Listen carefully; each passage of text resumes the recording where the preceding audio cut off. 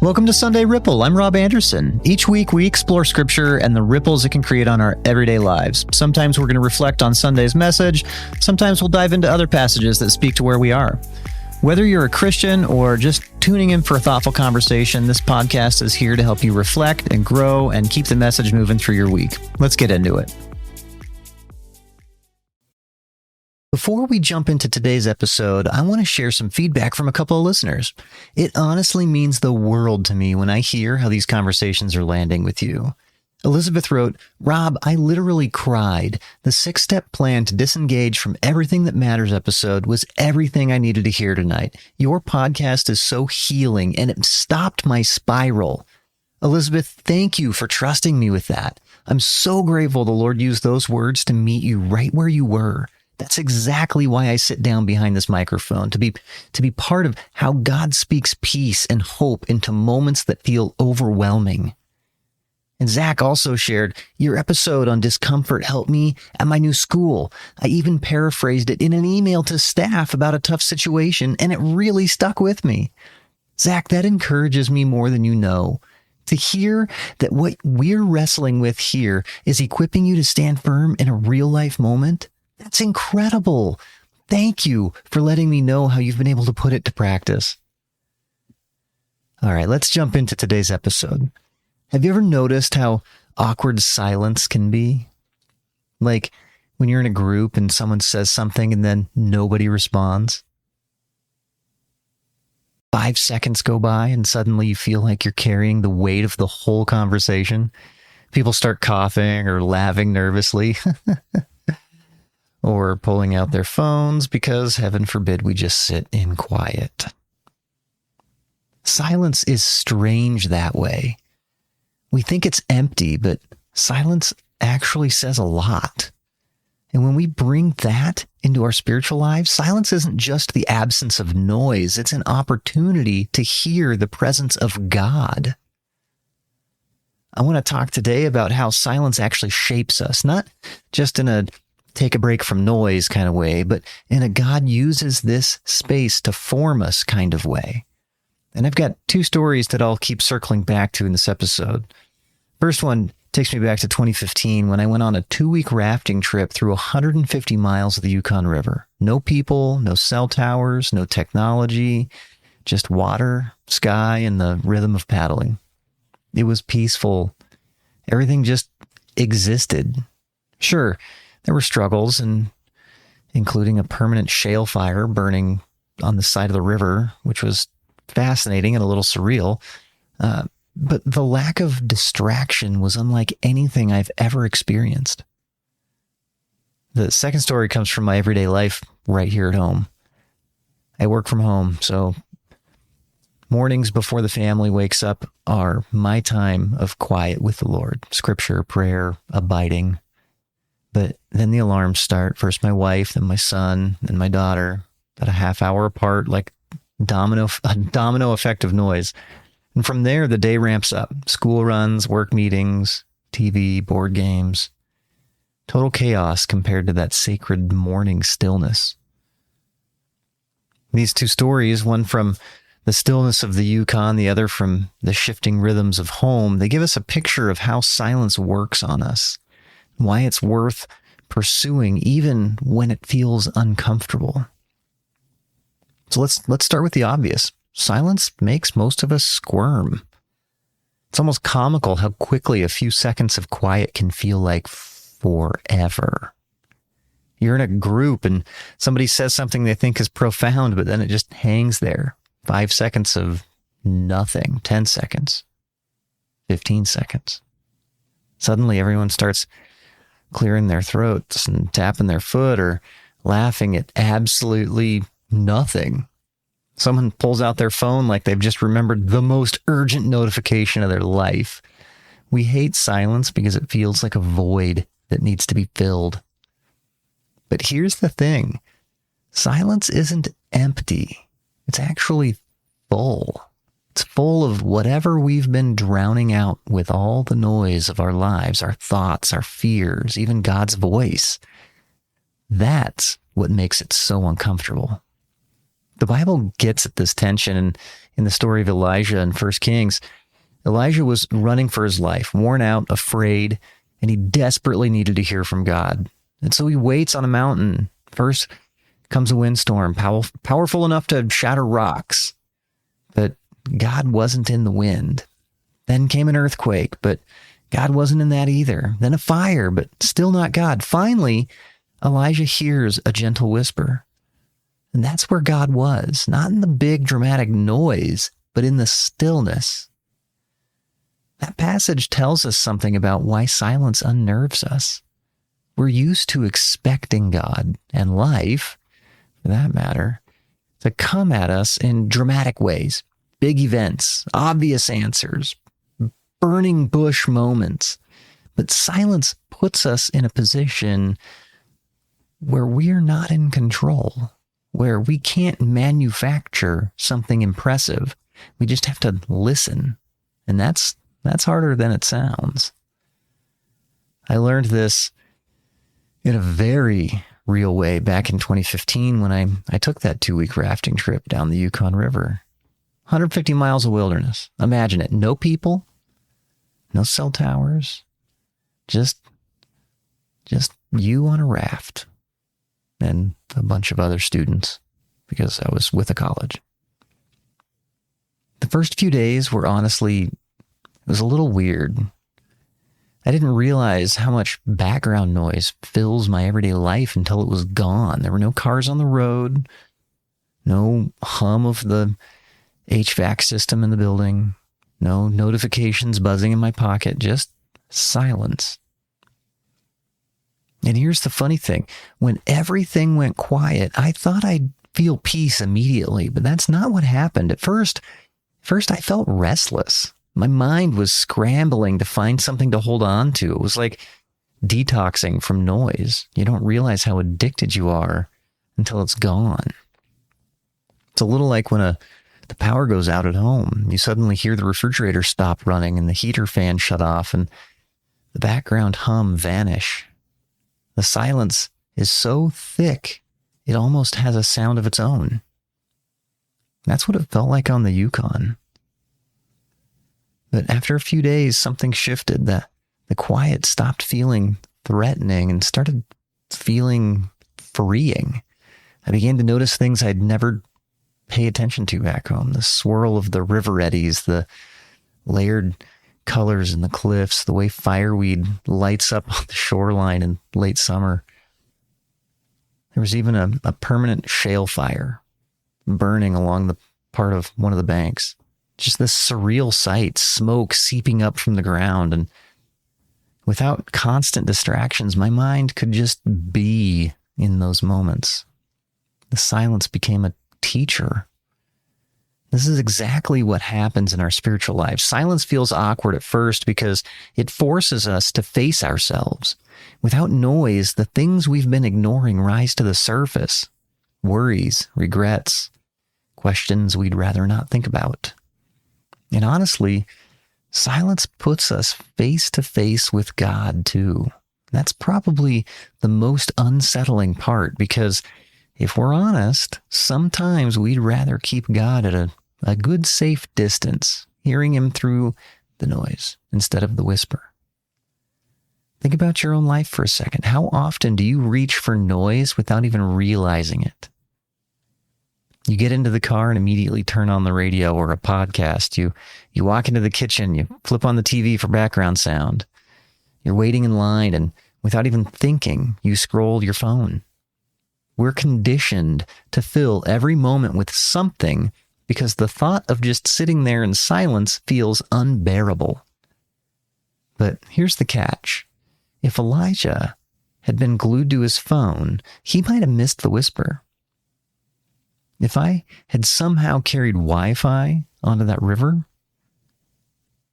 I never would have noticed the smoke rising from the shale fire or felt the rhythm of silence pressing in. Heck, I would have missed the most amazing Northern Lights show I've ever seen in my entire life.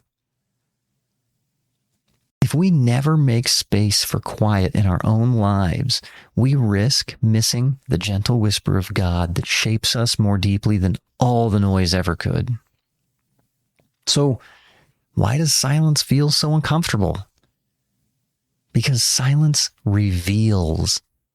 It reveals what's really going on inside of us. And it reveals the presence of God who refuses to compete with the chaos of our world. He doesn't need to shout over the noise. He waits for us to quiet down enough to hear him. And that's the invitation to push through the awkwardness, the fidgeting, the restless thoughts, and to discover that silence isn't empty at all. It's full of God's presence, full of clarity, full of life. So if that last section was about how silence makes us uncomfortable, this next section's about why it matters so much. Because God's whisper often gets lost in all our noise. And man, do we create noise. Psalm 46:10 says, "Be still and know that I am God." It doesn't say scroll endlessly and maybe you'll stumble onto God's TikTok. It says be still. But in our world, stillness almost feels irresponsible. If we're not multitasking, we feel lazy. If we're not checking notifications, we feel disconnected. Stillness is countercultural, and silence is practically rebellious. This is where my home life gives me a front row seat to that contrast. Mornings in my house are a study in extremes. Like I said, I work from home, so I wake up early. I'm almost always up before the sun, except in the summertime when the sun kind of feels like it's always up. I'm always up before alarms, up before anyone else stirs. And that first stretch of my day is sacred. I'm in scripture. I'm in prayer. I'm sitting with the Lord. It's not flashy. I'm not on a mountaintop. I'm sitting at my desk in Homer, Alaska with a cup of coffee in the stillness of a quiet house. In those moments, it's like I can hear God's whisper. My mind is uncluttered. My heart is opened up. My spirit feels aligned. And then the alarms start. First one, my wife's alarm goes off. She gets up. We maybe talk for a minute. I kiss her goodbye. Then my son's alarm's going off, right? So my wife's walking out the door. He's a teenager, so alarm goes off is code for dad has to remind him 3 times to get out of bed. And then I'm taking him to school right as my daughter's alarm's going off. And she's bouncing into the kitchen with all the energy my son doesn't have. And suddenly that quiet space is gone. That morning whisper turns into full-blown chatter. And from there, it's like the day just steps on the gas. I'm doing these school runs. I've got work meetings and Teams pings and email dings. And then pretty soon people are home. The TV gets turned on. The PlayStation gets fired up and devices are charging in one corner and dead in another. And someone yells, "What's for dinner?" And someone else asks, "Hey, can we play board game?" And don't get me wrong. I love it. It's family. It's life. It's loud joy. And I love it. But compared to that morning stillness, it feels like I went from floating down the Yukon River to sitting in the middle of Times Square. And here's the funny part. If you only lived in that noise, you start to think that it's normal. You stop noticing how loud everything is because you're used to it. Like when you walk into someone else's house and their dog barks nonstop, but they just shrug and go, "We don't even hear it anymore." That's how noise works. We get numb to it. But numbness is dangerous because it means you might not hear the whisper at all. I think a lot of us unintentionally train ourselves to drown out God's whisper. We've got the TV on in the background, the earbuds in during workouts, and podcasts playing on the commute. Don't get me wrong. I love that you've got my podcast on. None of those are bad on their own, but if every square inch of our day is filled with sound, when exactly do we expect to hear the still small voice of God? Imagine if Elijah had shown up on the mountain with AirPods in. God whispers and Elijah just bobbing his head like, "Hey, sorry, Lord, this is my favorite part of the song." That sounds ridiculous, but that's basically us. We drown out the whisper with constant input, and then we wonder why God feels so far away. Now, I'm not saying everyone needs to wake up at 4:30 like I do. That's my rhythm, and it works for me. But I will say this, the quiet of those mornings is what keeps me sane when the rest of the day gets noisy. And if I didn't have that space with God before the alarms and the chaos, I'd get swept away by the volume of everything else. The whisper would be there, but I'd never hear it. The point is this: God doesn't usually shout. He can, but more often he whispers. He doesn't compete with the world's noise. Instead, he invites us to step into stillness so we can hear him. And maybe that's the challenge. Maybe the reason silence feels like wasted time is because it doesn't produce anything tangible. We'd rather listen to something, do something, post something, answer something. But God's whispers, it's in the margins, in the stillness, in the quiet moments we're tempted to just skip. The Yukon showed me that when you strip noise away, beauty emerges. My mornings show me that when I carve out silence, God speaks. The rest of the day can be chaos, and it usually is, but the whisper I hear in the quiet anchors me in the middle of it all. So maybe the best thing we can do is ask, what noise am I letting drown out God's whisper? And what's one place I can turn it off? Maybe it's the commute. Maybe it's the TV that's always running in the background. Maybe it's waking up 15 minutes earlier to sit in stillness before the alarms go off. Because here's the truth. God's whisper hasn't stopped. We've just gotten really good at not listening. One of the biggest misconceptions about silence is that it's just empty space. But if you sit quietly for a moment, you're, quote, doing nothing. And in our efficiency-driven, productivity-obsessed culture, doing nothing feels like the ultimate sin. But spiritually speaking, silence is never nothing. Silence is deeply formative. Think about how often Scripture shows us that. Jesus regularly withdrew to quiet places to pray. You can see that in Mark and in Luke. Moses spent 40 days in silence on Mount Sinai before coming down with the Ten Commandments. Even Job, after all his speeches and arguments, finally meets God in a whirlwind and responds with silence. Over and over again, silence is not a pause in the story. It's the place where transformation happens. The reason is simple, though. Silence shapes us because it confronts us. When we remove the noise, we can finally see what's been bubbling underneath the surface. Silence doesn't just reveal God's presence, it reveals our own hearts. And sometimes that's exactly why we avoid it. On the Yukon River, silence formed me in ways I didn't expect. At first, it felt like a void. No distractions, no input, no constant buzz. But after the restless edge wore off, silence became a mirror. I saw myself more clearly. The things I usually drown out with technology or busyness came into focus. My thought patterns, my habits, my anxieties, even my hopes. It was uncomfortable at first, but it was also clarifying. Without all the extra noise, I could finally pay attention to what mattered most. It reminds me of something that happens in music production, something you'll appreciate if you've ever sat down in front of a mixing board. Sometimes you have to mute almost everything to hear what's actually happening in just a single track. When you isolate it, you realize, that guitar line is fighting the vocals, or that bass is muddying the kick drum. Silence strips away the clutter so you can actually fix what's wrong and highlight what's good. Our spiritual lives work the same way. Silence isolates the competing voices so we can recognize what's really shaping us. Now, I'll be the first to admit, I don't always like what silence reveals.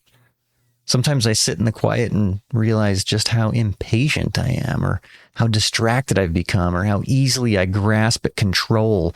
And yet, that's the beauty of it, because when silence reveals those things, God can form me through them. He doesn't shame me. He meets me in the quiet and he says, now that you can see it, let's deal with it. The same thing happens in my mornings at home. When I sit with scripture and prayer before the alarm starts, silence has this way of cutting through the clutter of yesterday's worries and tomorrow's deadlines. It brings me back to the present where God is. And here's the funny thing. Once the day ramps up, once my son's alarm is blaring and my daughter's bouncing around asking for breakfast, or making pancakes all on her own, the silence I hit earlier sticks with me. It's like it leaves an imprint. The noise is still there, but the silence shaped me first. That's why silence isn't wasted time. It's not nothing. It's an active practice that God uses to form us. But formation isn't always glamorous. Honestly, it's kind of awkward sometimes. You sit there in the quiet, waiting for something profound to happen, and instead your brain starts listening grocery items and preparing all of your chores for the day. Or you remember that embarrassing thing you said in middle school, or you think, wow, I am really bad at being holy. So here's the encouragement. That awkwardness is part of the process. Formation takes time. Seeds don't sprout overnight. Trees don't grow in an afternoon. Our souls don't mature in a single prayer session. Silence trains us slowly, like exercise for the spirit. You won't always feel different immediately, but over time, the silence shapes you in ways that you're only going to notice when you look back on how you were. Think of it this way. When I was in the Yukon, I didn't come back with a dramatic new personality. I came back with subtle shifts, more focus, more clarity, more appreciation for the present. And even some of that stuff didn't happen until years later when I began to reflect on that time. Those subtle shifts added up to something lasting. And in the same way, when I practice silence in the mornings, I don't always walk away with lightning bolts of revelation. Sometimes I just feel ordinary.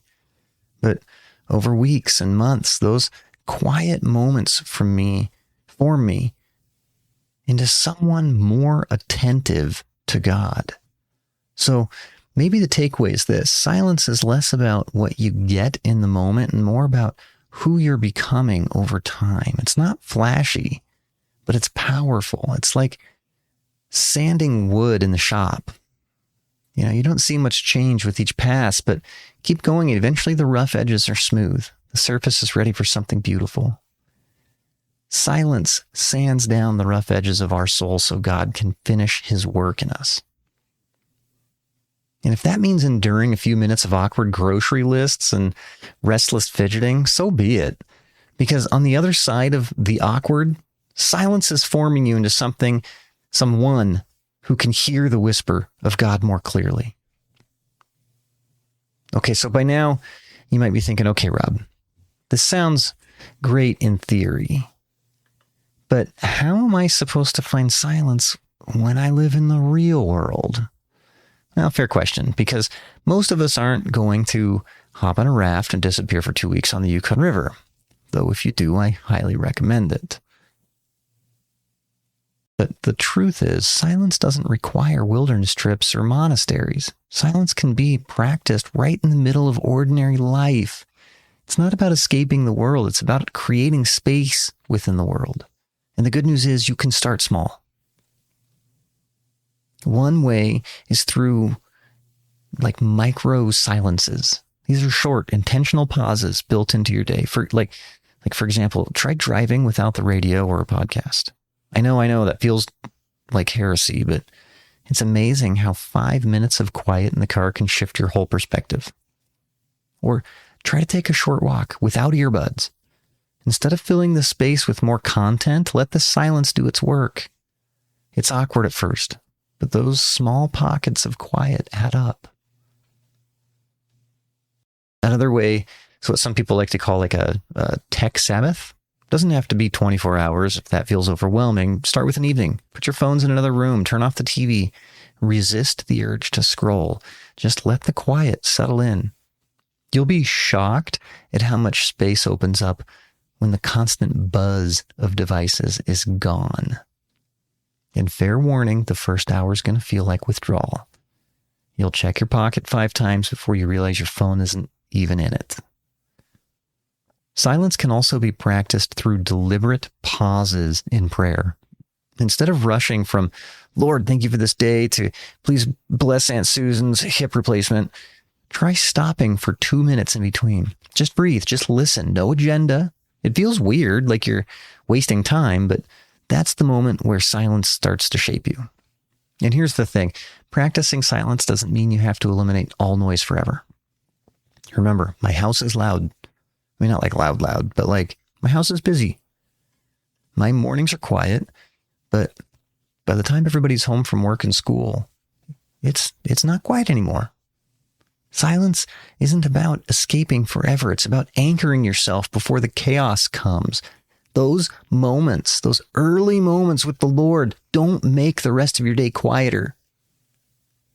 But they make me quieter inside, even when the volume goes out. Why I keep coming back to the Yukon story. On that trip, I had no choice but to live in silence.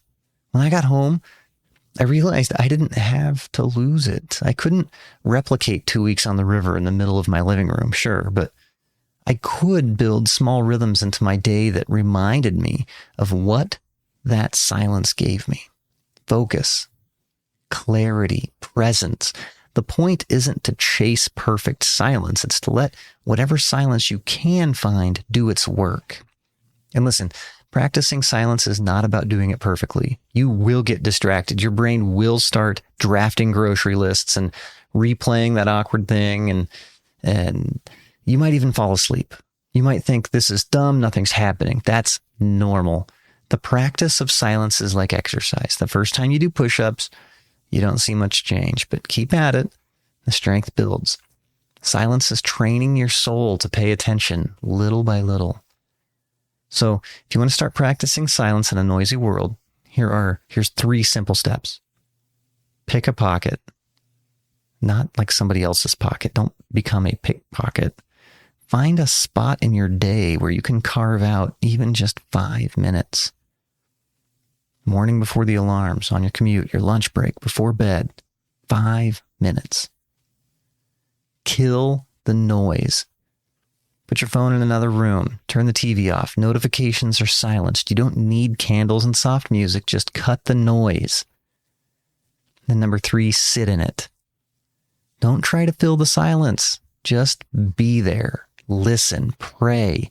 If you want, pray if you want, but leave space for quiet. That's it. Simple. Not easy, but simple. And over time, those small pockets of silence will start to feel less like empty gaps and more like sacred ground. So no, you don't need to float down the Yukon or move into a monastery to practice silence. You just need to be willing to carve out a corner of your noisy world and say, this is God's space. And the more you do, the more you'll realize that silence isn't an escape. It's formation. It's God shaping you in the stillness you can face so that you can face the noise with a quieter, steadier heart. Okay, we've talked about why silence is uncomfortable, how it contrasts with noise, and how to practice it. But now we come to the real payoff, the gift of silence, because silence isn't just about what we avoid. It's about what we gain. And at the heart of it, silence is where we make space to hear the whisper of God. And let's be clear, God can speak however he wants. He spoke to Moses through a burning bush, to Balaam through a donkey, to Paul through a blinding light. He's not limited. But most often, he doesn't come with fireworks and surround sound. He comes with a whisper, and the only way to hear a whisper is to quiet down enough to listen. That's what happened to Elijah. Wind, earthquake, fire, all dramatic, all noisy, all impressive. But God wasn't in those. He was in the gentle whisper. And that's what the silence teaches us. God doesn't compete with noise. He invites us into stillness so his voice becomes clear. I saw this on the Yukon River. After that initial restlessness wore off, the silence became not just peaceful, but clarifying. I don't have 1,000 things vying for my attention. I wasn't bombarded with input every second. And in that space, it felt easier to notice God's presence, not in a booming supernatural way, but in the steady rhythm of the river. It's just a mile-wide moving lake. We were able to see it in the beauty of creation and in the thoughts that rose up when all the other distractions were stripped away. The silence gave God's whisper room to be heard. I see it again every morning in my own house when I'm sitting at my desk before the alarms with scripture open and coffee in hand. The silence is where God speaks, not always in dramatic revelations, but in subtle nudges, a verse landing deeper than usual, a prayer carrying more weight, a reminder of his presence. And once the chaos begins, alarms, kids, school runs, the silence I had earlier gives me something to carry me. It's like I've already turned my heart to the right frequency, so even when the noise comes, the whisper is still ringing in the background. That's the gift of silence. Not that life becomes quieter, but that we become quieter inside. The chaos doesn't stop. The Yukon trip ended. The alarms still go off. The house still fills with laughter and noise. But silence leaves an imprint. It forms us in ways that stay with us longer after the quiet is gone. Now, let's be honest. Silence doesn't guarantee an instant mountaintop experience. You might sit in quiet and feel nothing. You might not hear a whisper every single time. You might go weeks between whispers. And that's okay. The gift of silence isn't always about the immediate outcome. It's about the long-term shaping. It's about creating space for God to speak when he chooses and being ready when he does. Think of it like friendship. If you only talk to someone when you need something, the relationship is shallow. But if you regularly spend time with them, even in silence, you build a deeper connection. You don't always need words to know they are there. Silence with God works the same way. It's about presence, not performance. It's about being with him, not trying to impress him. And here's the good news. God delights in meeting us there. He's not sitting with a stopwatch judging how long you can last in silence before checking your phone. He's just simply waiting, like a friend at the table, ready to whisper when you finally slow down enough to listen. So what's the invitation? Carve out a pocket of silence this week. It doesn't have to be dramatic. You don't need 2 weeks on the Yukon. Start with 5 minutes in the car. Start with a quiet moment in the morning before the alarms go off. Turn off the TV at night and just sit. It'll feel awkward at first. You'll fidget. Your brain will wander. You'll wonder if it's even working. But on the other side of the awkward is a gift, the gentle whisper of God. And when you hear it, even faintly, it's enough to anchor you in a world that never stops shouting. Silence isn't easy. It never has been. Whether it was me floating down the Yukon River with nothing but water and sky, or those rare sacred mornings before the alarms go off at home, I've learned that silence isn't about emptiness. It's about presence. It's about giving God room to speak, not in the earthquake or the fire, but in the whisper. So here's my challenge to you this week. Find one pocket of silence, 5 minutes in the car, a walk without earbuds, a quiet moment before everyone else wakes up. Push through the awkwardness, because on the other side of it is the gift of hearing God more clearly. Thanks for listening to Sunday Ripple. Remember, silence may feel small, but it shapes us in ways that echo into the rest of our lives. And small ripples can make a big impact, so go make yours.